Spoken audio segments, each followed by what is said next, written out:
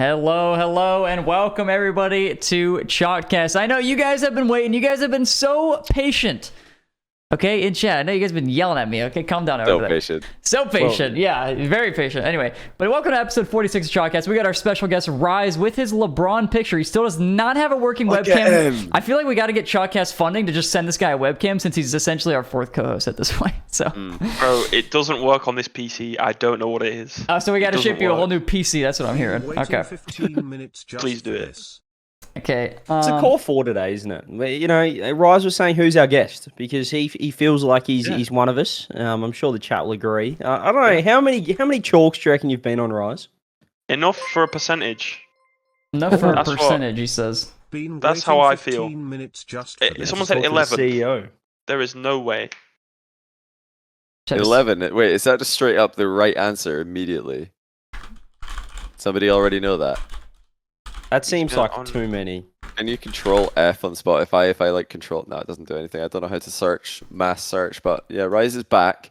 We've not actually talked to, we've not talked to Rise since the major, which ended up being a huge success for BDS. But can I just jump to one part that I wanted to? The thing that I most want to know from you coming out of the major is how did it feel for you and for your team to go from being crowd favorites against Vitality the first time you played them to being the bad guys the second time you played them, all because Farah stole the crowd? What was that like from your POV? Did you have any idea what was going on when this happened? I kind of had a vague idea because I think I heard a bit of Farah's interview, but I think what he did shameful. Oh. I'm only joking. Obviously, you got to do what you got to do to win. However, if I see any of them wave that French flag or Serbian flag, it's going to be a bit ropey, in my opinion. I feel like they've kind of betrayed their own for this major win, which you got to respect. But it's not something you can easily go back on. And I know the KC fans agree with me on that one. They definitely aren't happy. Yeah. And you know what? I tend to kind of, I understand where they're coming from. However, if Mew had done that, I would be calling him an absolute genius. So, yeah. Bit of jealousy then, a bit of Yeah, exactly. Yeah. Because you would have done it. You'd do anything to win a major. Yeah. Of course. I would, if we'd had that interview, I would have said the same thing. So, and it also, I'm sure for the people in the arena, it actually made it interesting for them. So. W move from Farah, to be honest. Yeah, 100%. Now, you were with us on the pre-major episode. We were talking about, EU's chances, NA's chances. Now, to look bigger picture, what actually ended up transpiring was kind of what was predicted. It was like one of the more, so many people were predicting EU to dominate, and EU kind of dominated. So was it just exactly as you expected at the major itself? Like preparing, playing, did everything just kind of go as you thought, Rise? Was there any surprises, any standout performances that you didn't see coming? Off the top of my head, no, not really. I think it was kind of literally, if you'd put the percentages, like the percentages of what team was going to win what series, you probably get that major. Like it was the first seed EU won. Even Rule 1? Oh no, to be fair, no, you're right, Rule 1. No, they did great, but I meant more EU NA teams. Like everyone was expecting EU to dominate, and then EU did. EU first seed won, EU second seed came second, EU third seed came third. Like it was kind of a textbook major. Yeah. Ban Arsenal, by the way. Only Liquid have been collecting L's for EU in the EU versus NA matchup. I think how many losses do Liquid have now against NA single-handedly? If I remember correctly, they've got EU's lost 12 series to NA in the season altogether, and I think 6 of them are Liquid. They lost to Complexity and Gen G at this one. They lost to Gen G at the fall, and who did they lose to in Swiss in the fall as well? Team Liquid, I can't remember who they lost to. But yeah, they lost to who did Liquid lose to? What, this major? No, it's only 4 actually. Is it 4? V1. They did lose to V1 and FaZe. No, they didn't lose to FaZe. Did Liquid lose to FaZe as well? Did they go 3-2 in Swiss? I forgot about that one. Yeah, Liquid have been just taking L's. Maybe they're just like with the one team who can't beat NA. They just keep throwing. They almost lost to Optic as well. They lost 2 games in a row, almost being reverse swept, but luckily they shrugged that one off. Other than that would have been a really bad loss. To bomb out 9th, 12th with a reverse sweep. Yeah, unfortunately only reserved for OCE teams. CJ, the reverse sweep. It's pretty losses. rough. Kind of. How many times can this happen to us? It's not great. No, look, I'm with you, Rise. It probably for me it wasn't. I wouldn't say it was a textbook major. I'd say it was probably a textbook EU regional with like other teams like as roadblocks, as like speed bumps, like traffic codes like per se. We just kind of threw in some random like spics and specks of the rest of the world, and you guys are like, ugh, like what's this guy doing here? I do think WODs will be different though. I do think WODs is going to be a bit of a different story. I don't think the EU domination is going to come as hard as that sounded. Wait, pause. I don't think the EU domination is going to be like as what's the word? Prevalent. Prevalent, yeah. Yeah, exactly. Well, we can get into details in Worlds later. But yeah, we definitely want to hear your opinion on that. God. Rizzo is suddenly zoomed in. What is going on? I feel like he's moving us. Wait, actually, no. Okay, hold on. I actually had a question for CJ here because he brought up OCE, right?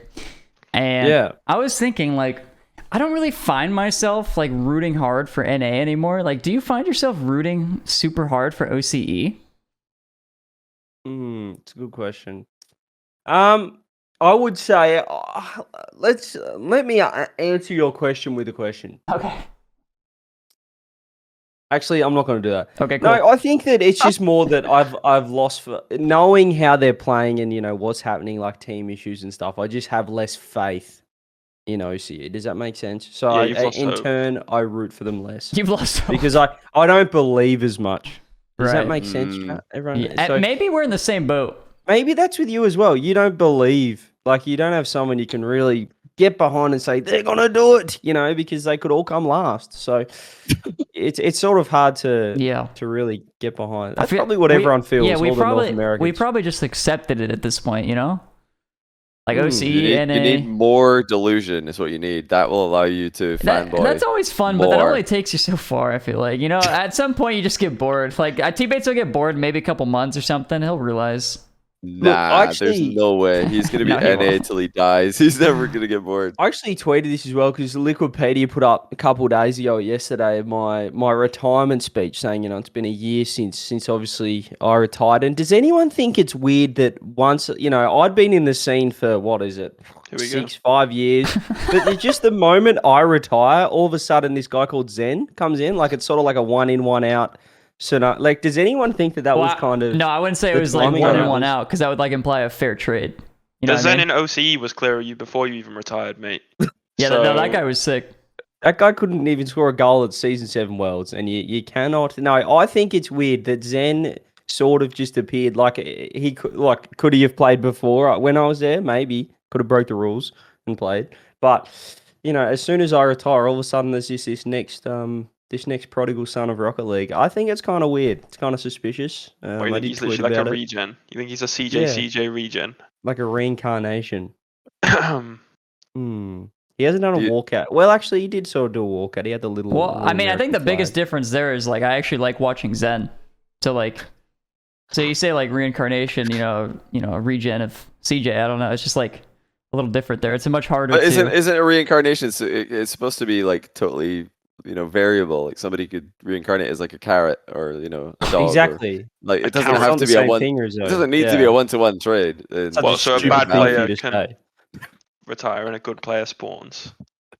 Well, yeah, I just think that I had to make room, and he's coming. No, look, what even were we talking about? Oh yeah, losing faith in our region. Yeah. And that kind of ties into it. I think we've had a pretty disappointing season for the Oceanians, as we call ourselves. And I think those actions need to have consequences, and those consequences should be you don't get as many spots. Do you I actually, mean, do you actually believe that, or No, are you just here's starting stuff? No, genuinely, I genuinely believe very it. rude of you No, to I just say want that. to make sure. No, I don't think OCE should have 2 spots at majors when teams like regions like SSA don't have one. MENA only has one. You're telling me MENA should have 1 and OCE have 2? I'm sorry. Let me but... tell you why I'm frustrated with my region then, because when I was playing, it's sort of like CJ. Oh, it's the old boys club at the top. Make way for all us new talent, all us youngsters. We're gonna take over. You guys can't do anything internationally. You're only coming 9th to 12th. You're beating one team and then losing. So I said, righto, guys, I'll make way. I'll step aside because clearly you can't beat me. I'll just keep qualifying until I'm 81.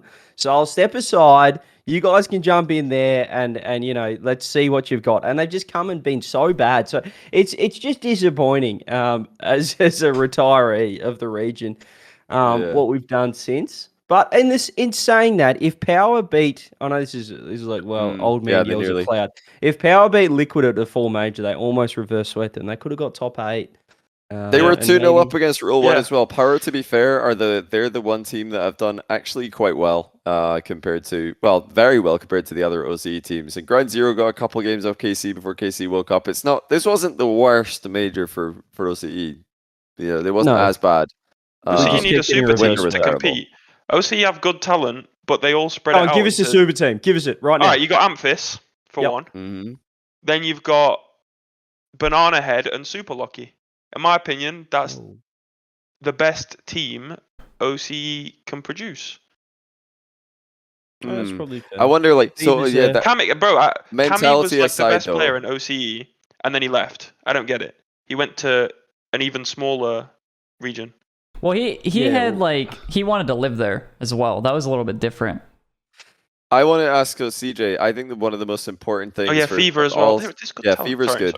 Fiber's good as well. But I wanted to ask. So I think on top of being an OCE super team based on pure in-game ability, peak ability, and all that, the one thing I've seen in common with like all the OCE teams that have done well, like OG Chiefs, you guys on Renegades, is that they actually look like they're just having way more fun than the other teams, and they're like having a good time. So like one of the things I've noticed with the OCE teams that are struggling is that they're just having a horrendous time, and I think there needs to be like a combination of super team skill and also players who just want to actually have a good time and enjoy themselves, because it is a disadvantage to be an OCE in Rocket League because you're so isolated from the main servers. You have to they just have to accept that, okay, we're at a disadvantage, let's go and make the most of that. We are the underdogs, let's see what we can do. So I'm asking you, who would be the mentality plus the fun who are the 3 players in that top tier, the players we were just mentioning, that can like all have fun when they play the game? Let's take Banana Head out of my team.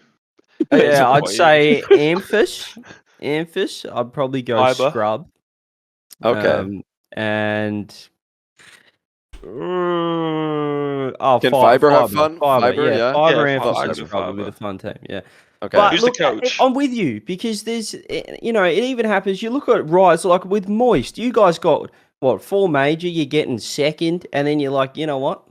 We're not happy with this. I'm out of here. You're like, let's get rid. Let's blow this thing up. But let's calm that down a bit, because sorry. The run we had was very fraudulent.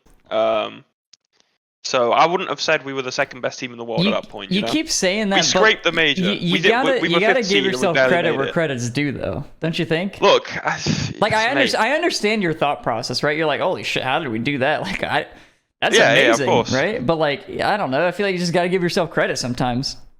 Oh well, thanks, Rizzo. Yeah, no problem.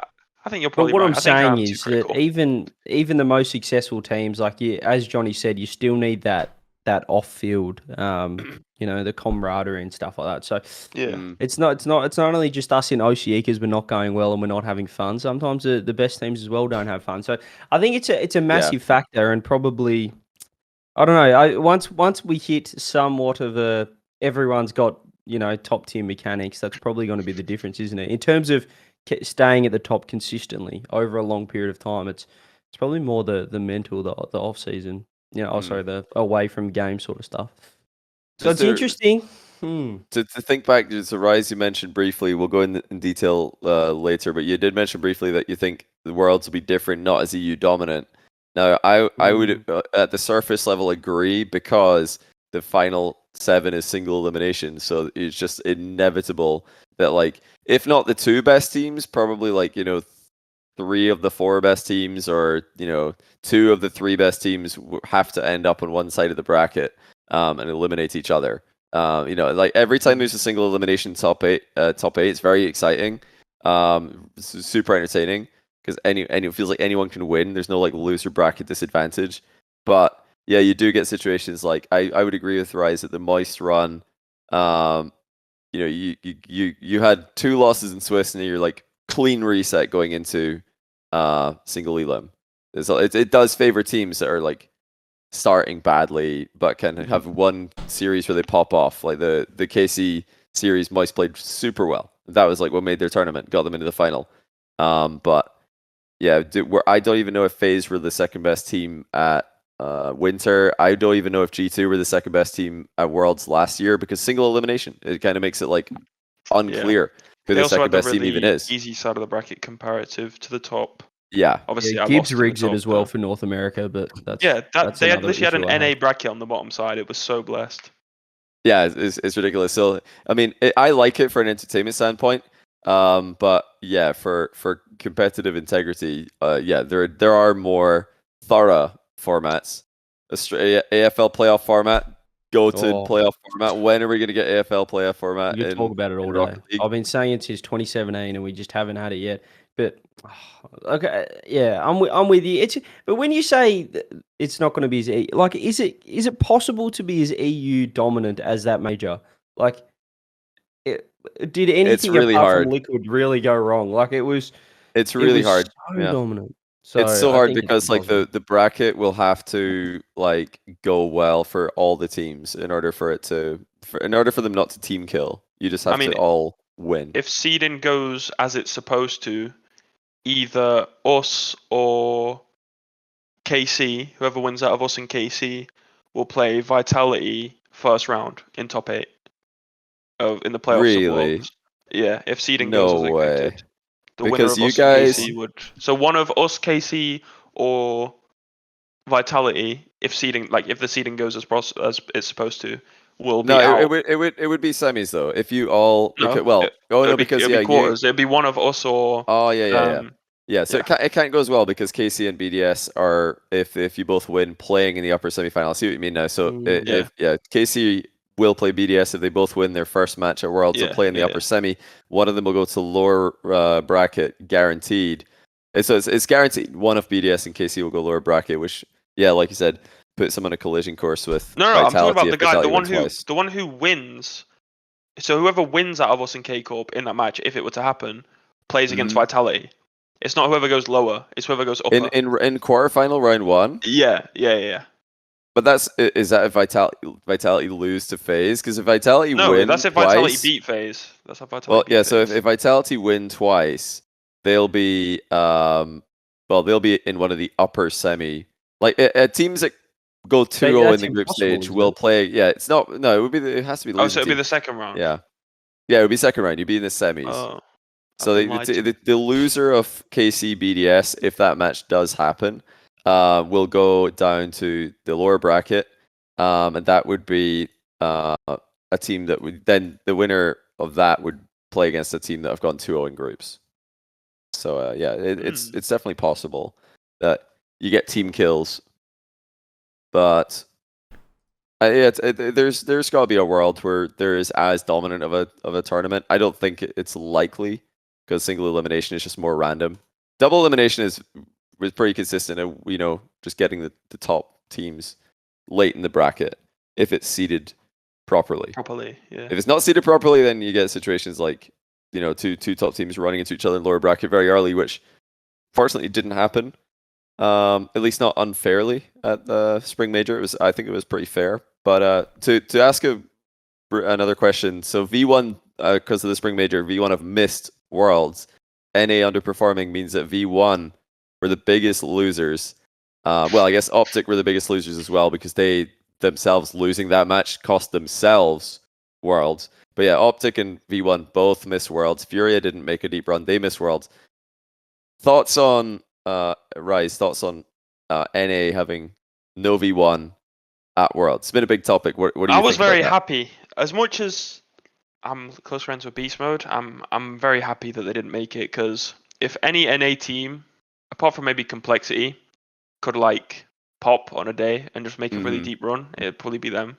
So I'm very happy they didn't make it, to be honest. Okay, so But so the first. I feel like that was NA's last hope, like kind of in that in like the world's winning worlds, you know.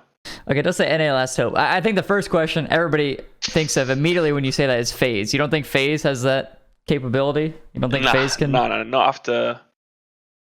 See, I don't think FaZe are on the best of paths right now. Let's just say that. I don't think they're cruising along as much as people are expecting. I think they're kind of struggling. So Why do you say that?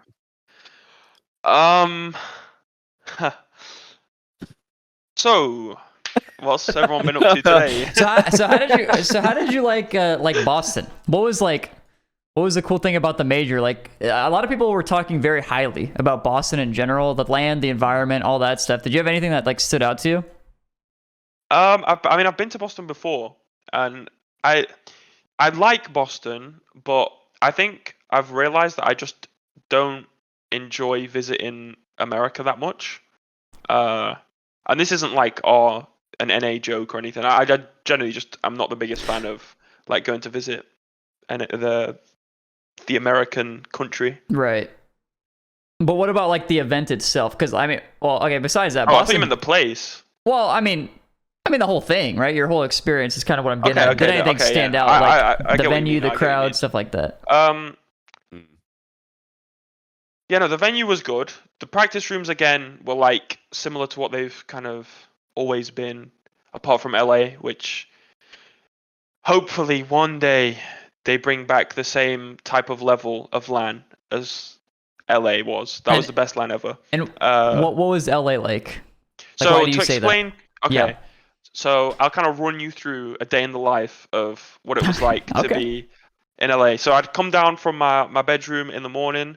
I'd give Rizzo Rizzo's brother my football that I didn't need anymore. True story. Mm-hmm. Then we'd get on the coach, get on the shuttle that we had to.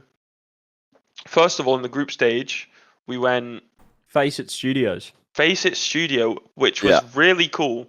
We were at the Face It Studio. There was the similar setups like facing each other to what we have now, where you've got like it was A stream and B stream were both on these like what you'd call now the B stream setups, right? And they were facing each other, so it was like getting intense. That's when Com like was prevailing. Studio Com, top 10 players of all time. And then so we beat NRG to make the crowd, and then we got instantly on a shuttle to what's it called? It was the YouTube Theatre, but it's in the SoFi. So we drove up to SoFi Stadium. You get out, you go in like the back door of this like massive stadium. You feel like a footballer. Then you see the stage, everything for the first time after you've just made like the actual stage bit, you know. So you go in, you set up on the PCs, and you kind of get the feeling like, wow, we're here, you know, we're on this stage. This is where we're going to be playing tomorrow. And then we've got the practice rooms. We're in the hotel, downstairs. So you've got your room on like the 5th floor or whatever, and on the 2nd floor was like all the conference rooms, and every team had their own conference room with PCs, like a table where you can just like chill, a TV on the wall where you can watch like replays or whatever. Oh, so you guys had like actual like privacy rooms. in the yeah, rooms. it was like actual so walls, not curtains. Yeah, like genuine rooms, and you could lock the door if you wanted to. Like there was like locks on the door, so no one could come in and out, because now you basically just walk in and out of people's practice rooms. You got like curtain. Yeah, and everyone can hear everything, so you can't talk about in-game stuff where everyone hears, etc. So it was just so clear. And the talent room as well, John. You remember that? It was like an actual VIP. It was nice, yeah. Backstage, it was. Yeah, the setup was really, really good in LA. The outside desk was peak. Yeah, the outside desk was the best desk. Although it was like almost too good, because the crowd wanted to hang out there instead of in the studio, and that meant that there was like usually like on RLCS events and pretty much any esports event, there's lots of like shots of the crowd. Like the camera will just pan around the crowd, and, give the audience back home a feel for the venue. But because the outside desk was so good, everybody just wandered around about there. So there's lots of amazing like B-roll, lots of camera shots of the crowd outside. Then they wanted to get inside shots. They're like, okay, no one's in here actually, so don't do that. Let's not cut to the crowd in here because they're not in here. They're outside of the desk. So that was like a little bit. There's separation. The separation wasn't ideal, like between the desk and the inside venue. I remember actually I was casting match 2 on the Saturday, the first crowd day, and I had no idea where I was supposed to go. I was on the desk for the first segment. I think I was like on the pre-show, the first pre-show at the LA Major, and then as soon as that was finished, we were just chatting to. Yeah, we're just talking to the fans outside. Missed the whole first series. We're just talking to all the fans, and then I was like, "Wait, I'm casting now. Where on earth do I go? I don't know where to go." I was like running inside, like, "Where on earth is the casting mic? I don't know where it is." I was just busy the whole morning, but yeah, that was like a really cool experience for sure. Well, that was the first LAN coming off COVID as well from Sweden. So it was the first LAN back in the crowd. So everyone wanted to chat to it. It wasn't really about the Rocket League. Like everyone wanted to see the players and the casters and just hang out, catch up. So it was a little bit different, but yeah, it was certainly an iconic LAN. I very much if there was enjoyed an outside, I mean, just a stadium LAN would be king, I think, because you get like the best of both worlds, where you'd get an outside desk, like LA had, but you'd also have circular seating because LA was a theater style seating, which is not ideal for Rocket League. At least it doesn't seem to be historically. It always like seems to be more calm, I feel, than the LANs like Boston, where it's the fans are all around everywhere, like all the noises bouncing off each other. So I think if you could get if we're big enough for a stadium LAN one day, that'll be insane. Accor Arena in Paris, 20,000 capacity.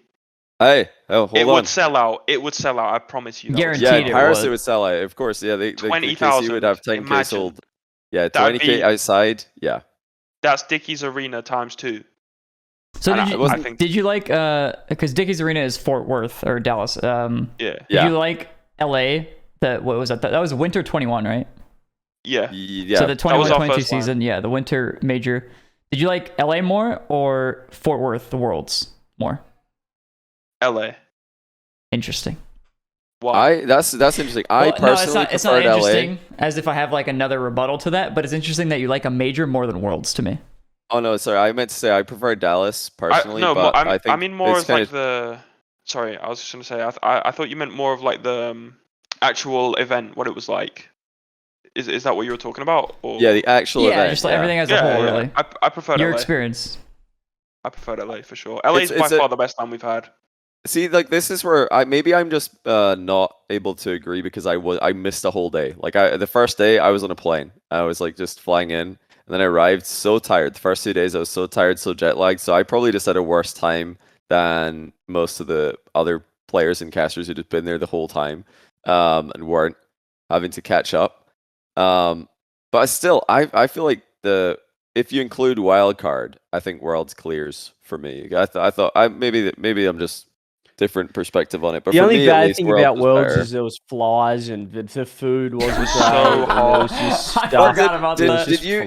Did you eat any food, any of the catering at LA either? Like I'm not much of a catering guy usually. Yeah, the catering anyway. was awesome at LA. I remember in our it was this the bar. was in our talent it was the lounge, bar. but we had like basically Panda Express. We had like this. Yeah. I'm not a fan. Like, see, it's just personal preference, really. Because I think some people, like Stack's obsessed with Panda Express. He's happy. But yeah, I just didn't like the food in LA at all. We kept on like ordering Uber Eats, like group Uber Eats orders, and would all show up late, cold, messed up order. Yeah. I have no idea what any of this is. I had the worst time eating in LA. It really wasn't though. We're doing like group order. The group order would come in. It's like we've got an option like of the catering. A or B. It's like A or B. You guys choose. Okay. Yeah, Uber Eats group order. Pick one of these spots, and I'm like, okay, I guess I'll go for this, and try and order a vegetable in NA, impossible challenge. I absolutely hated the food in LA, start to finish. I had the worst time, except like when we went Korean barbecue, that was good. But yeah, I think I had a different experience than a lot of people. Because LA was, I think, the favorite LAN for a lot. I think it's a popular opinion to say LA was the best. Well, what would you guys? What's your guys' list very quickly before we move on? The best LAN. Okay, are we talking about like crowd, or because London was by far the best crowd for me. Yeah, clear. But then I think London, they just forced it to be at the Copper Box for like the nostalgia type thing. I don't think the Copper Box was like the best arena to have it in. The prac rooms were really bad. The hotel was really good, but the actual like logistics of the LAN itself, I don't think really worked out. So player POV, LA clear because of the. I mean, the 100%. practice room just single-handedly like that raises it to a different level. The fact you just have a room is so much better. It was so clear. It was insane. But yeah, for like casting POV, I thought London was by far the best. But again, I might be biased because, like you said, it's nostalgic because we're going back to the Copper Box. I was there in season 5 as a spectator, and then the spring major last season, I was there as a caster. So it was really nostalgic, but also a new experience at the same time. It's kind of tough to beat, but I mean, the two London LANs for me were probably the best. But actually, like looking back, I thought the more I thought about it, not Rotterdam, sorry. Stockholm was also kind of sick though, because bias. Yeah, Stockholm is also kind of sick for many ways. It's like it's in a category of its own because it was no crowd, very like COVID isolation times. But actually, so much of that LAN was really, really special as well. Like first time for Mina and APAC on LAN. We got the BDS energy finally everybody wanted. And honestly, like, it was such a surreal experience to see real people again instead of what we're doing right now on a Zoom call. Yeah, it was indescribable. It's crazy. I'd say for me, best like overall just feel vibe was LA. I'll give it that. I'd say best NA city, best NA land was Boston. That was my favorite. Boston was my favorite city I've been to in America. I thought it was probably same. Nice city. Yeah. And Boston probably had the loudest crowd. I'd say London has had the best crowd. Nah, you're tweaking. I'd say it just pure decibels. I think Boston had the pure decibels was. I didn't think the Boston crowd was that loud. It was loud whenever there was a cheer. The acoustics in the Boston Arena were crazy. Like sound was just echoing around that thing. It was not escaping, so it was really loud. But yeah, London probably like had more consistently loud noise instead of just like loud cheer, silence, which is Rise has bad memories of the Boston crowd, so he's I have a bad great memories of the Boston crowd. You were the absolute villain. You hated that. No, look, so I'd say best crowd was London, probably loudest crowd Boston. Enjoyed Boston as a city. For an NA city. It was super good, yeah. And LA probably best overall feel, and then most memorable is Worlds, but obviously that's different for me because I retired. But that was fun. and you've got the unique POV of like you played at some of these, you casted at some of these, so it's like a very very unique perspective actually. Both on some of them, right? So, LA was a double whammy, and. Worlds? Is there any? Well, yeah, Worlds as well. So I've done both. I've had a bit of both Worlds. I think LA was probably the best for both. Like as I said, Worlds was kind of like it was a lovely event. The Wild Card was very successful. The main event was very successful, but we were sort of like in a barn. We were underneath the stadium, and it was right next to like the livestock. So we just had all I could smell was pigs and flies. So that kind of felt a bit dodgy. And there was the machines in the prac rooms, like the Doctor Who machine, which was permanently going off. You just have like a steel beam drop through your desk while they're setting up, because they were still building the stage while we were practicing. And as Rice said, it was like those just curtains in a backstage area. So you just be like in the middle of screaming, Vitality, and a forklift just behind you going. So I'm glad that came through. That didn't feel as premium. It's a bit different. You said CJ has like the unique perspective of playing at some LANs. LANs. There, mate. Huh? Playing at open era LAN. Sorry, open era LAN. No, I was just saying. Yeah, he's played at some LANs. He's casted at some. Yeah, I understand. I haven't played at open era LANs, but You I'm would just have saying, I didn't admit. No, you had to correct me before I even finish my sentence. It's all good. But like, no, I understand that. But what I wanted to say was that like every single LAN after I retired was miles better, just like as a player. I feel like. Yeah. Because I don't know. I guess because like everything was so small. I feel like there was not. I also didn't go to season 8, so I don't know about season 8. But I feel like season 7 being the most recent memory of being in Newark, New Jersey, where you couldn't go under the bridge or else you might be threatened of getting stabbed. Like that's really the shining moment. Yeah, London. I don't know if I agree with you, Rizzo. I think like did you go under the bridge? Well, I wasn't there in New Jersey, but okay. I think like season 6, Vegas, that was awesome. We were staying in like season 2 though that was really fun. Vegas was cool. Yeah, that was a fun one. But that, I mean, no. But I mean the whole experience, like just being in a cool place. That's that's cool and all. But like I'm talking about like everything combined. Vegas was all right, but like as a player, it wasn't that special. I feel like. What's the worst LAN you guys have been to? The worst LAN, like worst RLCS LAN. Does it have to be RLCS? San Diego was the worst. Please keep saying San Diego because I wasn't there. I want more of that. Bro, it was the worst LAN. It was the worst. Wait, San Diego? I actually love San Diego. I love the area of San Diego. San Diego is just a really nice place to be. I thought San Diego was so dry. There was nothing there, bro. What? There's so many. There's so much stuff to do. And like what? Name 5 things. Name 5 things. I don't know. I saw people playing ball. You could have went to Petco Park, caught a baseball game. There was Little Italy. That was like a 10-minute Uber. I don't know about 5 things. That's like all I did. But like, you got 4. That was pretty good. Okay, so you went an 8 and you watched baseball. We did that in Boston. So yeah, but there's better food in San Diego. You have to experience the food. Like, okay, you don't even. Wait, you've been to baseball more than once, Rizzo? No, I didn't go to Petco Park to watch a baseball game, but I have been to baseball more than once. Yes. I thought it was I'd say my least enjoyable LAN was honestly Rotterdam. Yeah, it was cold. It was very Rotterdam cold. was pretty rough. Yeah. Outside of it was cool because we had like the World Cup was on, like the things going on outside. Oh wait, that was pretty sick. Wild. That was cool. Yeah. But in terms of the actual event itself, I like that because the final day was so long. Like we had the meme of T-Bates asleep on the desk. Like people took, no offense, Rise, but people took your series off. I think it was like Moist against Secret. In the semi, everyone was like, "Right, let's go outside for a little bit." Like the format didn't quite work because it was too long on that Sunday, and that was a struggle. I didn't really enjoy the actual event itself. I was kind of like, "Let's get this over and done with and watch the World Cup." See, like I think for me, like it's kind of cheating because I flew like an hour to get there, so I was just chilling. I was, it's so easy if you're only flying a short distance to just have infinite energy, but yeah, if you're flying from Australia to Rotterdam, that kind of sucks. That's a long way. So that's very different. But especially when it was prime summer in Australia. Now watching the Netherlands Argentina match with we were in a bar surrounded by like our Dutch fans, and there was two Argentina fans. Really, really brave Argentina fans. I was like, that's not something I would be doing. I would not be celebrating that loudly when they go 2-0 up and you're surrounded by like very sad Dutch people who are probably mostly drunk.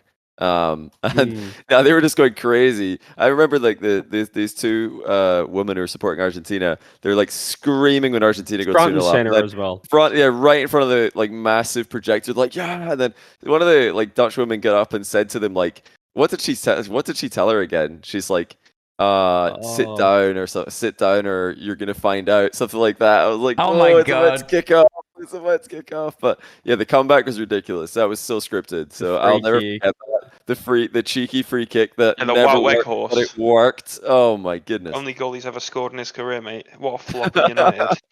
What a flop. Unreal. That was sick. Yeah. That was sick. Yeah, then walking back to the hotel, CJ and I like got threatened by like 5 really tall Dutch guys because they heard CJ say as a joke. Oh, we have to tell. Have we told this story? Yeah, I've told this story once. So I can't remember if it was in Shotcast. I don't think I've heard this. I've told it on stream. I think I might have told it on my stream before. But yeah, we were walking back after the Argentina match. Argentina beat the Netherlands, and then CJ goes, "Come on, England," for no reason, like just because. Well, we'd had a couple of orange cordials, and they weren't even playing. But it was kind of like the meme when everyone goes, "Come on, Shogun and England." Colbert over there, and everybody they keep saying, "Come on, England," all weekend. You were like, "Same. Let's just pretend we're English fans." And then the Dutch locals did not like that very much when the Netherlands had already been eliminated. The average They weren't height of a fans. Dutch person as well is weirdly 6'4", which is which didn't help us in this situation. These but like no, 5 bean poles, these tall, Jesus. lanky, skinny guys. They're all like one of them tries to say All taller than what did you say? What was that to CJ? CJ just repeated it as if he's like, oh yeah. Just says it louder. Let's go, my England. danger alert signal was just not firing at all as they all turned around, 5 blokes that are all taller than me and Johnny just saying, "What did you say?" aggressively, and I What was did you just just like, say? "Come on, England," which really rubbed them the wrong way. That's We didn't like that. But No. we called their bluff because they really They wanted kept to. walking. They were looking at Yeah. us but walking away. So we were like, I don't think they're really gonna do anything too dumb. So yeah. Yeah, they'd had They a didn't. couple of orange cordials as well, so they were ready to start something. They wanted an altercation, and as you said, I feel like myself and Johnny really called their bluff because we held our ground and we said, mate, we're from Australia and Scotland, like we're Like, come on. just having a bit of bants, and one of them wasn't too happy about that, but yeah, it was all good. The Dutch people are very proud. I'd say they're a very proud nation. So if you say any other country, they're not happy, except for Moroccans, because there's about 8 million of them in That Netherlands. roundabout was the congregation point. They I just don't know took what over. happened. Yeah. It took over, man. Nah, they were many. fine.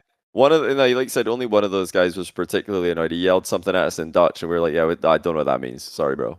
Yeah. He was really not happy. But I think they were like just upset. They were upset that they just taken the L on penalties. Can't blame them. That's a tough way to lose. That's tough. Very very Yeah, tough. it was probably a bad time to carry on and be joyful because everyone was pretty annoyed in the streets. But no, he said something like he wanted to break Johnny's face, to which Johnny Yeah. said, "Go on then." No, it's because I said to him because I didn't hear. He said, "I'll break your nose if," and then he mumbled something. So I said, "What was the part after if?" Because I genuinely didn't hear him, but it probably sounded like I'm just winding him up. And yeah, I think one of his mates laughed and they just walked away. But yeah, he wasn't too chuffed. He was not too chuffed. The threat didn't really land. Yeah, we hit him with a. CJ was like very close to giving them a go on then. No, what's the worst that could happen? That'd be funny. You show up in the desk the next day with some stitches. That's a good Black story. eye. Well, it's just one of those situations. Like, I don't know if anyone in chat agrees, but when you've had a couple of orange juices and you sort of, as you said, the danger alerts aren't quite there. So we honestly just wasn't. I feel like if you're really alert in that situation, you're like, okay, this is a natural instinct. Let's diffuse this. But when you've sort of, as I said, drunk a couple of Apple prune juice, juices, yeah. some apple Right. juice, you sort of just go, Cranberry juice, whatever. What's the worst that's going to happen? And you don't really think about it. But no, it was a fun night. It was very memorable. We Such a enjoyed the good World night. Cup. That was peak. Yeah, we got some McDonald's in a met long Lando queue. as well, who was watching Met Lando England Norris. lose in penalties. Harry Kane missed a penalty. Let's Anyway, we could talk Oh, about that's Rotterdam funny, all mate. day. That I was was gonna say, not let's switch this up. You guys talking about the World Cup. Let's talk about the RLCS World Championship that's coming Oh, up. Nice. Rise, talk to me a little bit about you guys. Talk to me about boot camping. Are you guys boot camping at all? Yeah, we leave on Sunday. We leave soon. Most wildcard teams are already at boot camp. So, you got G2 around, we got Crew around, you got Complexity around.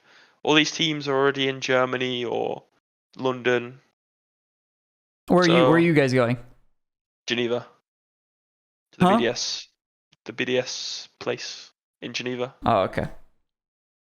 What about like I mean, you guys came through. You got second in Boston. What are your expectations did. looking like for Worlds? Is it second again? You thinking you can do any better than that? Second again.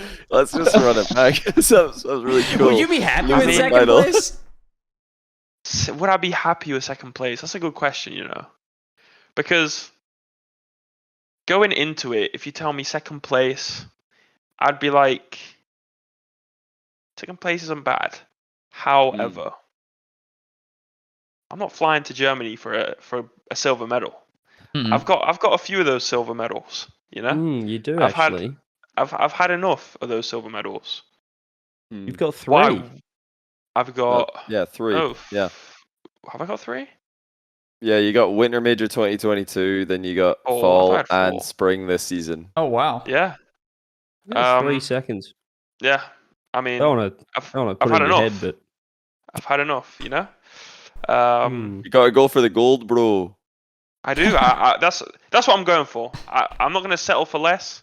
If we don't win, happens. But that's what I'm going for. I'm not going for second place.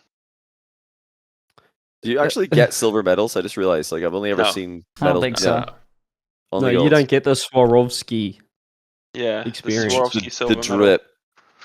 The Yeah, the drip. Swarovski drip. That's unfortunate. So for Worlds, I feel like there's two obvious picks, and I'm not going to include you. So you can't pick BDS, and you can't pick Vitality. Who are the favorites to win it? Or like the dark horses to win it, besides those I've two? got a dark horse in Complexity. I really rate Complexity. I think they're a top team. And then They're going to get it a wild card KC. first. KC and Complexity. I feel like that'd be an accurate top 4 of the moment, unless some team like absolutely peaks. I think having us, Vitality, KC, and Complexity in a top 4 would be. I think that would be fair as of right now. I think NRG can make a run. Yeah, Renegades guy. perhaps. Rizzo, hey, Dude, our boys. it's over. no? It's dead. Oh. It's dead. Well, we'll have to say FaZe Clan. Any NA play, any NA people in chat, FaZe NA fans, fans, come FaZe on, let's clans, go come NA. on, Let's we can go do it, FaZe come Clan. on. Let's go FaZe Clan. Let's First go killer FaZe Clan. rules. No, I'm probably gonna go in saying that. Ooh, outside of BDS and Vitality, how far did the top last year at Worlds out of wildcard? Who made it the furthest in main event? Like how far can you go? That's a long tournament. No one made semis because KC. KC got top 8. V1 were also a wildcard team. KC real one. That's KC V1 did were the take only BDS ones. to a close game 7 as well. Like They they did, almost made yeah. top 4. So I feel like that's a KC long were the tournament. best. You say complexity, but like it, even if they're coming out of wild card, they've got to play 3 or 4 series before that. That's a long. It's not a bad thing. Energy were main event. No, I was thinking Energy were wildcard. They weren't. No, they were main event. It's not a bad thing to have. I don't think. You're there for You a don't week peak longer. too early though, Rise. Of course, you don't want to peak too early, but I don't know about like peaking a LAN like that of that magnitudes. Really, like I think you kind of just consistently play majority of the time at the same level. So I don't know. I feel like it's not that much of a disadvantage to play the wild card. In fact, it might even be a slight advantage. In terms of, so I imagine when you say that, you mean teams that do play the wild card, if there was just no wild card at all and you just took 8 of them and put them straight into the main event, having not played the wild card, they would probably have less of a chance. So you still expect the main event teams I don't know about less of a chance, but I favorites. feel like they wouldn't be, because you get momentum obviously from winning series and making it progressing through a tournament. So if you've made it to, because we're going to the main event, well, when I say we, I mean the main event teams, and that's kind of like, okay, we're going to arrive. We arrive on the 6th, I think, a week after everyone else. Everyone else is like settled in already. They've been in their like prac rooms for a week. They've been in their hotel rooms for a week. They've been playing tournament matches for a week. Whether you kind of, I don't know. I think it's up to the wildcard teams to like take it. If they take it as an advantage, they can make it their advantage. It doesn't have to be a bad thing. Yeah, Let me throw something out out there. Let me throw something out there for the NA fans, because I'm seeing a few in chat and I'm just looking at their 5. Their starting 5 that they're sending to Worlds. If you were given, chat, I know that people are going to say that they want V1 there, but let me throw a scenario. Psionics come to the North American region and they say, if one of your teams goes 1-3 in wildcard, so say you only beat SSA, you beat an APAC.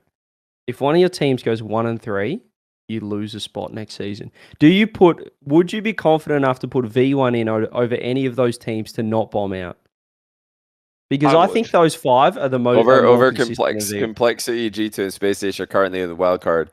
Yeah. So you're saying even if there's a chance that it could lose a spot, would you still put V1 in instead of one of them? Yeah, like how confident are you? I'm just saying, how confident are we really in V1 in terms of knowing they're going to do well if they were there? Would you put your confidence over any of those 5 teams? I don't think so. Because they could bomb out. They could go well, but they could Who are also. the NA We've seen the teams there bomb. again? Il Marco? SSG, G2, and Complexity are wildcard. FaZe and Genji are in the main event. It says SSG, G2, and Complexity. I mean, SSG are way more consistent than V1. That's a no-brainer. They're like a mega consistent team. They've never won an event, but they're very consistent. Yeah, everyone's more consistent. SSG are more consistent, I think, than anyone this split and recently in SSG. So that's if you're trying to get consistent teams, that's the most consistent. I think Complexity, they got 1/9, they got 1/9, 12th, and they got 7th, 8th online. Then they got 7th, 8th at the major. So not the most consistent, but they won an event. And then G2 were kind of consistently in the 4th to 8th range. So maybe you put V1 in instead of G2, but G2 only as well. 1 and 3. It's just G2. I would put them as like a wild card. Like literally a wild card in the wild card, because V1, like I said, I think they're the most wild card of the wild card. The most pop-off team. I feel like if you put them into G2 instead of G2, sorry, I think they'd probably either completely bomb out or go top 4. Potentially that's exactly what I think would happen. Yeah, and I think G2 could struggle. I was thinking back to all of the EU LANs. I mean, EU LANs just don't go as well for G2 as NA LANs for some reason. Like last season, they did really well in both the NA LANs. They got 1st and 2nd. And then they got 9th, 12th twice in the other ones. So it's same this year. Fall major in EU, they got 9th, 12th. And then they got top 8 in San Diego.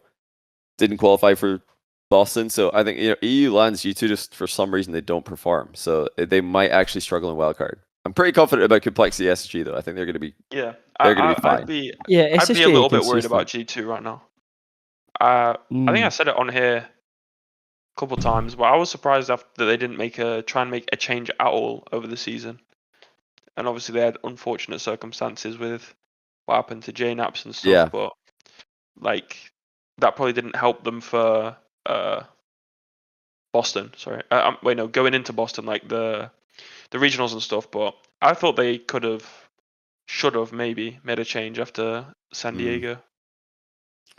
I think my question is kind of because obviously a lot of the NA base, obviously pretty disappointed that V1 didn't make it. That was kind of the story of the spring major for North America, the whole Rule 1 knocking out V1. But I think when it really comes down to it, those 5 teams are probably the ones you can trust more than all. I understand that V1 could have a higher ceiling, but a higher floor thing. I just kind of want, I kind of want to chat to put their money where their mouth was. You know what I mean? Like if we said, all right, V1 can have a wild card spot, they can have an extra spot, but if they don't make it out of wild card, North America lose all their LAN spots.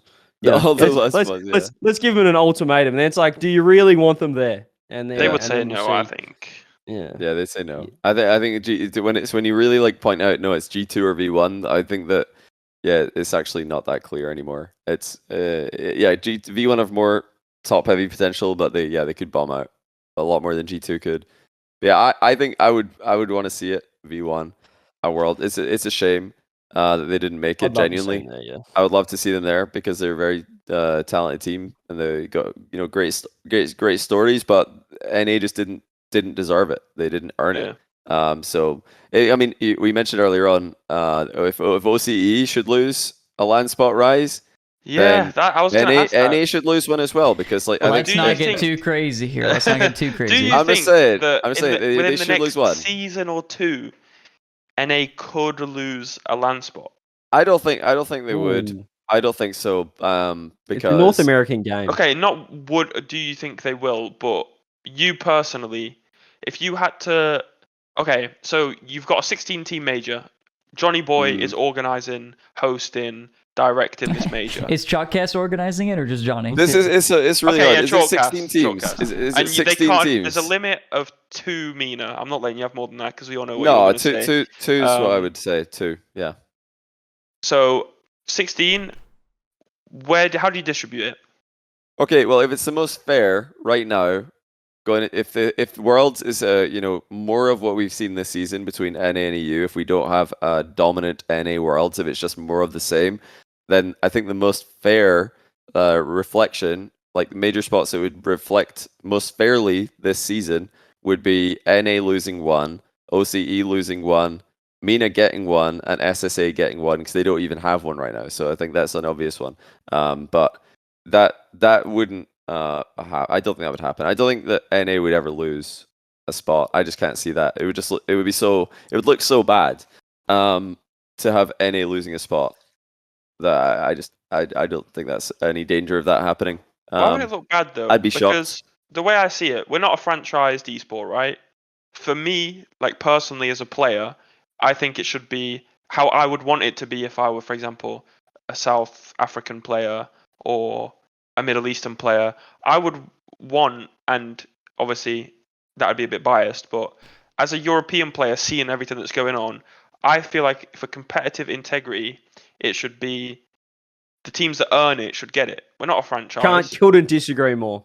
Could not disagree more. Okay, mate. The amount of you get to play on the best servers every day in, day out, every day of the week, and you're still only a little bit better. So how can you shut down an OCE spot who get to go for 2 weeks per major to boot camp and practice? Like, it's not. I don't think you've earned your spot more because that's not. I'm not saying it was just like a lucky spawn. Lucky spawn. Yeah, you've got a lucky spawn. That doesn't mean that you've earned your spot spawn. more. It just means you're in a more competitive. I'm not saying I earn my spot more than OCE players, but okay. For example, OCE, what servers can they play? OCE. Just OCE, pretty much. That's it. Like Middle Eastern players can play on Europe. NA is a big enough region where there's a huge gap between the best players. Huh? Yeah, Sam can play in USE. Yeah, exactly. OCE is completely isolated from everywhere, and so is APAC. That's why I feel like, okay, OCE has been in RLCS for years now, and they've gone backwards, if anything. They used to get top 8s. Did they not get a top 4 at one LAN? Well, I mean, I wouldn't say backwards because when they got a top 8 the first time, it was out of 10. So it's like, percentage-wise, it's not as good as getting 9th, 12th, like what? Yeah, we got 9th, 12th out of the 2014 World Championship, so you can suck on that. Yeah, and didn't one of your obviously group they never literally die at the LAN? What? I swear one of the teams you played against were literally dying at the LAN. Semper. Didn't you play Semper Esports? No, they didn't play Semper. We didn't play Semper. They beat Optic. Optic were at LAN.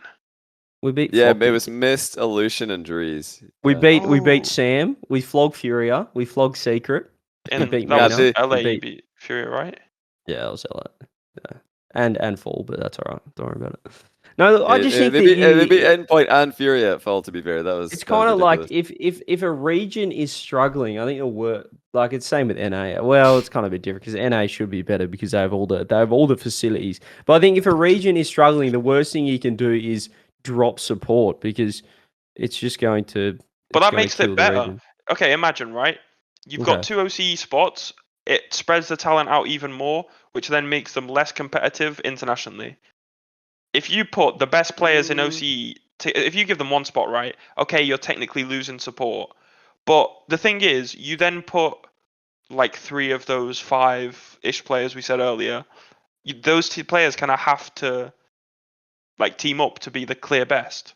So I don't know. That's I just feel like that's a bad mindset. I reckon. I think that the OCE teams would be trying to make the number 1 team anyway. I understand what you mean though, but just get top 2 and go internationally. But I think we're at the point in OCE where it's not just about making a LAN; it's about doing the best you can internationally. So I think that from what I know is the OCE teams aren't just making like the top 2 teams. They want to make the best team. They want to make the best possible international team. Yeah, I don't think it would change roster selections. But what I do think is that 16 is not like, I don't consider it a magic number at all. I think if anything, I mentioned earlier, if it has to be 16, then yeah, the most fair would be to give SSA 1 spot over literally anyone because they don't have one. And yeah, MENA have obviously, I think, earned a second one more than anyone has earned another spot, even Europe. But I think you could just make it 18 teams. I think there's like plenty good formats with 18 teams. It's not crazy to have 18 teams. Even if you have like a little qualifier for the top 16 between like the 4 lowest seeds. There's so many different ways to do it. Like the sticking to 16 is not needed. The only reason to do that is to have consistency.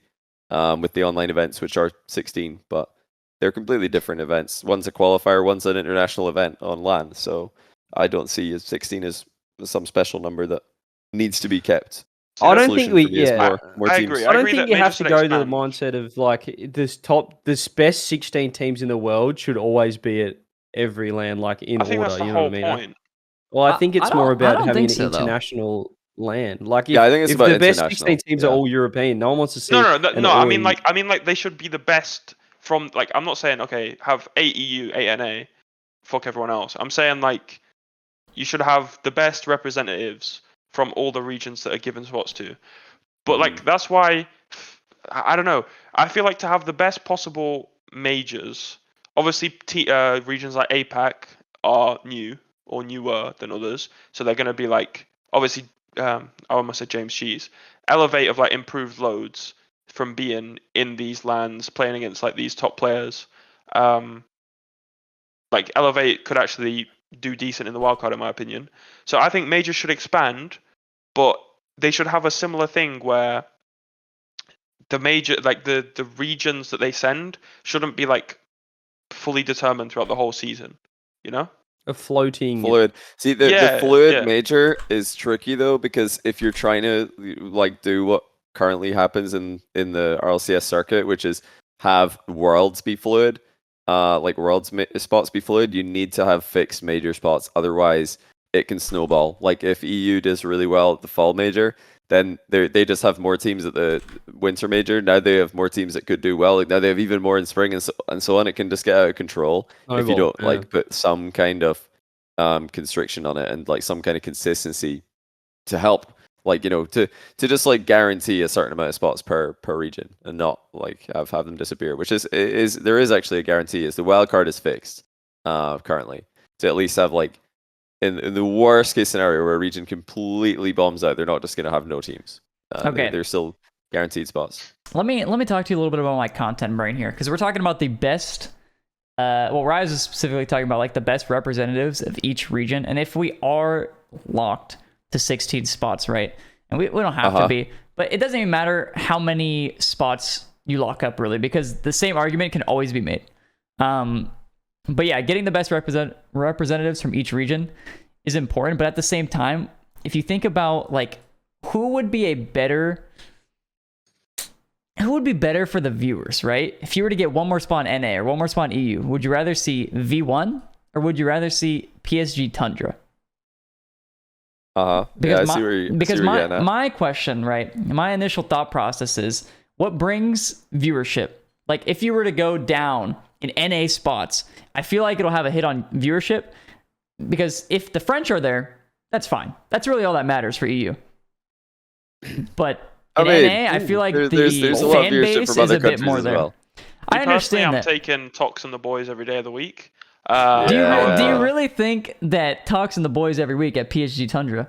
Well, like in this example, is an NA bubble mindset right here. He's in his own world. Well, that's what I'm asking, because I would like to initiate the conversation. Am I delusional? Is essentially the question. No. This PSG Tundra versus V1 are a more popular team. You're right. They're a more popular team. That's 100%. Yeah. That's not controversial at all. They're definitely a more popular team that will absolutely bring more views. But if imagine Vitality had a bad start to the season and they were the team finishing 7th after doing an incredibly good try on the spring split, they just didn't quite do well enough. It would be like last year's Liquid, where they do really well, but you're starting off too far behind because before Zen joined, you did nothing. Great, Ground Zero this year, they've been the best team in OCE for 2 splits. Didn't make it because they didn't play the first split. Like that could it could easily be like Vitality in another universe, who are 8th in EU. If they just did nothing in the first 2 splits. But fortunately for Zen, they finished top 8 in winter. I've got an idea, Okay, hit me with it. Points. We have the final spot, the one wild card spot into the wild card. Yes. We go to the Verizon fan vote, and we just put up every team in the RLCS. That is genius. Popularity contest. What do you think? Content. I love that. I absolutely love that. No. I actually do not hate it. Fan vote, bro. I hate it because there's a better way. Because Turbo's cheap. I've got a better idea. That's why. I've got a better idea. We do not have a chance versus Energy. I'll just say that straight up. Oh, but true. I've got I love the idea. I've got it. The Wild idea card is right Hold there. on, Johnny. CJ has another idea. Let's hear him out. I'm just saying, CJ's about to nail it. I know he's gonna say it's gonna be perfect. Okay. Well, it might not Please be get it right. exactly what you're saying, but here we go. One extra spot for Worlds. You say if you want it. Firstly, the requirement, so we just don't get randoms here, is you had to have made a team, at least 2/3 of a team, that's made one main event throughout the whole season. Okay. You have to be somewhat participating in one RLCS. regional. That's fair. Just one regional. Yeah. But you can, that. You want it, if you want the final wildcard spot, you fly yourself over to Worlds. We're going to have a little pre-wildcard tournament for any team, any RLCS team that wants to come over. And if you can be the last man standing, the king of the hill, you can get yourself into that wildcard, baby. Single elimination. Single elimination. Last chance qualifier. Wait, how do you seed a single elim international bracket like that? Yeah, that's no. Why seed it? It doesn't need to be seeded. It doesn't matter. You just have to win. You have to beat everyone else. That's actually a good point. No, it's actually a good point. If you just random draw, single elimination, let's go. You have to be the best team there. Would that just be peak content? And you could have it in they'd have enough setups because they can just run it before any team gets there to practice in the actual practice setups because they'll all be still boot camping. And we have this pre-tournament. It can be the draw. It can be the draw international wildcard slot. I'm down. Do you think would that be peak or like? Okay, of the amount of teams, I don't even know how many teams have like qualified for regional that would be fighting for that. I would assume it'd be like Hogan mode are in there, NRG are in there. Do you think like B1 15, like 15 teams maybe across the world? I think more. It'd be more. But like the thing is, right? How many orgs would fly them out? Like, exactly. Some teams that make regionals don't have orgs, and then it doesn't matter if you can't get there. You can't get there. How much do you want it? How much do you want the spot? That's what it comes down to. And I think it'd be content. Maybe not any team that's made a main event. Maybe it's only let's do a point threshold or something. Yeah, maybe a point threshold. But I'd still like to see Forky there. So I want to see like a 2/3 rule implemented. So if Forky can get on a team that's between 6 to 12 in points, 2/3 of that team, and he can hop on, we could still see some content angle. So I'd like to see some roster changes, but keep the 2/3. I honestly think too, if that was a rule, I'm pretty sure we would see Chalked Esports once again up on that board. We would see Chalked Esports fighting for the last spot. We can fly out a team that can't. We're just gonna like waste all of our money, like flying out a team that can't get. They're just gonna to get round one, bro. It's gonna be great. Like we're gonna make it happen one day. Oh, that's honestly the last chance call. This is perfect. Let's go. Last chance call. Best of one. Call. It would be so sick. Imagine that. It would Best genuinely of be one so the sick. whole way. I'd love it. No, genuinely, I'd love it. Like that's like something I thought would work. Some people have said, last chance qual for every international event. It doesn't really work for the same reason as like what we said earlier. You need the majors to be consistent if the world's auto qual spots are fluid like that. Otherwise, the last chance qual can completely throw it off. You just have like a completely imbalanced amount of teams. But yeah, I'd love to see it. Last chance qual would be so sick. Hopefully one day. Content. So if you guys have in the Patreon have any questions, we've got a couple coming in right now. Then head over to the Patreon Discord. You already decided. Yeah, let's plug it. The patrons. Let's plug it. Go and subscribe to the Patreon right now. Patreon.com/Chalkcast. You get special pictures of Rizzo. You get that's not true. Bathwater. No, this is a poor advertisement, Ross. Let me tell you about the Patreon, ladies and gentlemen, because we mention it a lot. We mention the patrons. We mention the Discord. You can see them down the bottom, the big dogs, the large men as well, sliding across your screen. But if you want to get in here, we have how many videos, Rizzo, have we done now? 13. How many? Tell them. I thought it was 14, 13 bonus videos, evergreen content regarding anything. Esports, gaming, IRL stuff. We just chat, we hang out once a week. We put a video up there. If you want to jump into the Patreon, we're linking it in the chat. It's going to be in the description of your YouTube. If you're watching the VOD of this one, it'll be everywhere. If you listen to this on Spotify, get onto the Rizzo Live YouTube, get onto the Chalkcast and find some links. Chalkcast, it's patreon.com/Chalkcast. And if you subscribe, we'll absolutely love you because you can jump in the Discord. Rise is in there. Well, he's not, but we'll get him in there. But we always hang out. We're chatting to the patrons. We've got exclusive channels in there just for the patrons. And you get a bonus video every week. I mean, it's beautiful content. It's $4.99 a month. And why wouldn't you jump in there? Can I just ask something, co-host TJ? Me as a customer, obviously, and an avid watcher of Chalked, if I buy this Patreon, in these episodes, does the supposed host speak in these, or is it similar to the live episodes, whereas Mike's on mute? It's a good question, Rizzo. Well, the question was for you, but I do actually speak in the Patreon bonus episodes. If you were talking about There me. you go, ladies and gentlemen. I will be purchasing after this episode finishes. It's just us three for the most part. We will in future have potentially when we're at Worlds, we might have some guests for the Patreon episodes, but it's great content. It's just us. It's good stuff. If you like Chalked, you're gonna like the Chalked bonus episode as well. But we do have some questions from the patrons themselves. Desha has asked Rise, how are you so consistent on so many different teams and playstyles? That was the question, but I want to ask as well. I want to add to it a little bit. How do you do it? I mean, come on now. Mate, I've not got a clue. I feel like I'm quite easy to play with. I think I'm quite an easy person to play with. I think I'm quite. I don't feel like I'm a player that pro added nothing. I saw that too. Sorry, I was just reading. No. It's like a React video where they just go, "Oh, sweet, yeah."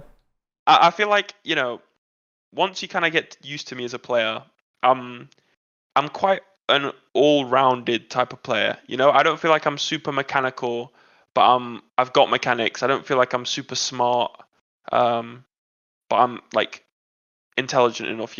I'm quite a rounded player. I'm good in a lot of aspects of the game. So wherever you stick me, I can just kind of like work. I can do my job.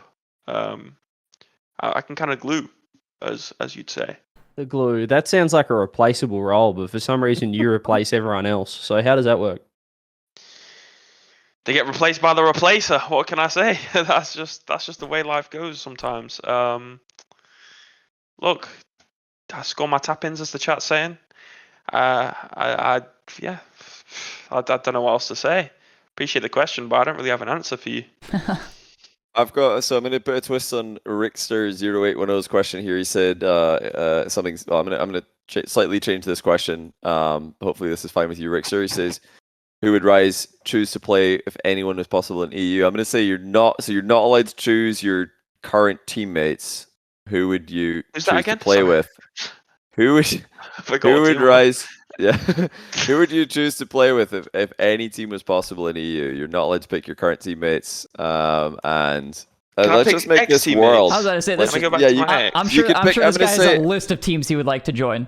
Yeah, I'm going to say even more than this. What's a world? What's a world version of this? What's a world? Yeah, Rickster wanted to know EU possible and then a world as well. If you want to give two different answers. So EU, I could go boring and go back to Old Moist. I could do. How's that boring? I guess. Yeah. No, it's like the obvious answer, isn't it? Yeah, yeah. I'd go in EU. I'd go Zen just because why not? And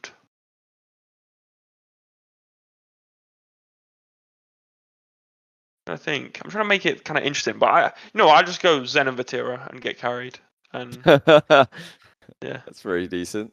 And you then say world, carried, but world. Give us your world. I was gonna go world. I'd probably have to go with me, of course. Good start. I'm trying to think, bro. It'd be me. I'd go Yan. I'd team with Yan. Like that.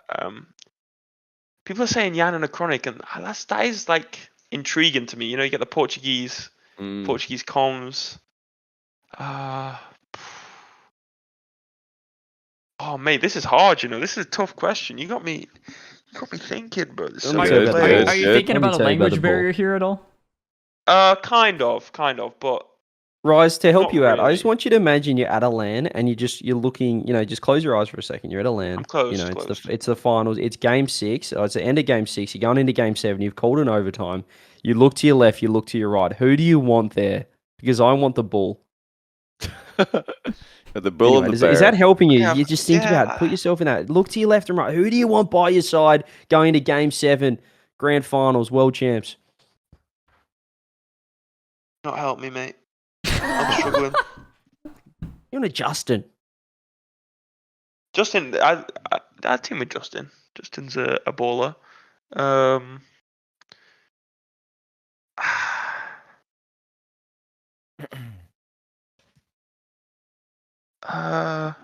It's tough. Mate, I'm taking too long to answer this, bro. But I'm genuinely like, it's added to good my. answer. Mate, I'm trying to think. What if you saw Rizzo on your You know left? what's stuck in my head? You know that TikTok where it's like oh,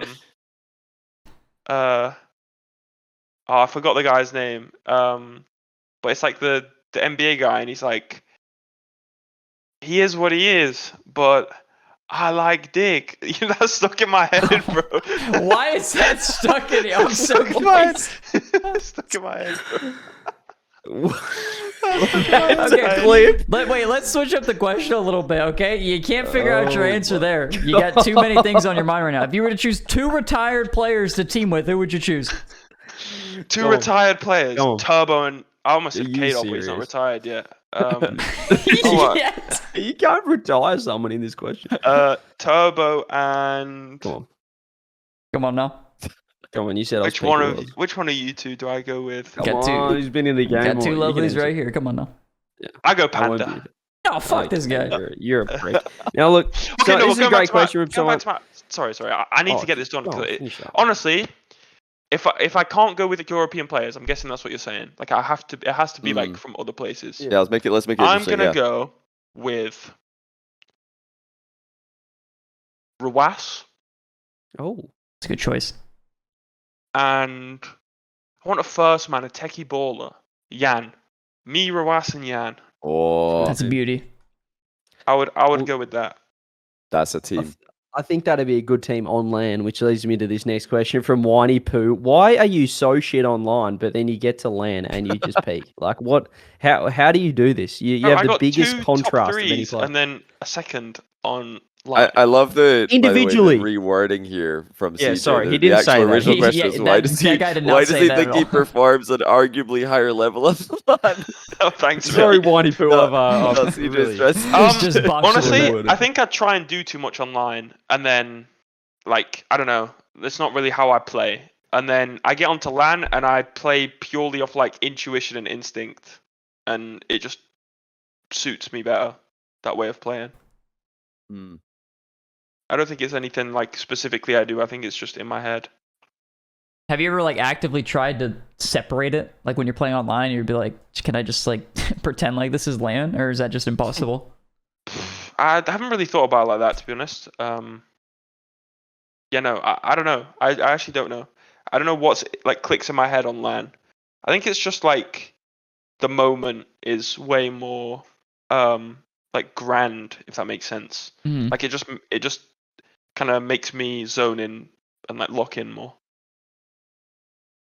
Whiny Poo was not happy with my rewording either. Fuck you, Whiny Poo. He wasn't happy with that one. Ricky Molo asks, who would you enjoy air dribble bumping in Game 7 on LAN the most? Game 7 OT. That's a great Game question. 7 OT. Who would you enjoy air dribble bumping to win the most? Yeah. Who do you look up and think, oh, I know exactly what to do? Then you score the air dribble bump and you win. Mate, it'd have to be Vatera, bro. Imagine just on his head top, like a season ago, this guy left, and then on your head top, I just air dribble bump him. That would be elite. That'd be peak. This one isn't really a question, but this might be a little insight into one of our Patreon apps, because someone said it's not a question for Rise, but will there be a bridge building competition at Worlds? Now, Rise doesn't know about this, but we've thought as a chalk committee. Let us know in chat, because we've talked to our patrons about this. But you know, there's content at Worlds. And all right, Rise, you can tune in on this. You know, there's content at Worlds, but it's sort of like, you know, hold up some lightsabers and wave your wands around, and everyone does that sort of thing. What if we just get the pros to do sort of daily normal tasks? Like let's see who's the fastest at putting together an IKEA flat pack. You know, let's see who can build a bedside table. Content, by the way. That would be fun. Wouldn't it actually be beast? Do you know how many pros? Do you know how many pros like genuinely wouldn't be able to like work a washing machine or a dishwasher? Do you know how Or many? It's the like other one was genuinely. like the other one was the bridge building. What I was talking about. He's like, let's get some popsicle sticks or those little like wooden sticks or whatever. Let's go serious. Let's get some balsa wood and some wood glue. And let's go Yeah, really, some really wood and some serious with it. glue. Who can build the best imagine bridge? imagine You like got 10 minutes. archery or like just random like what's it called? Like niche sports as well. Like Yeah. what's the posh sport? Is it crochet?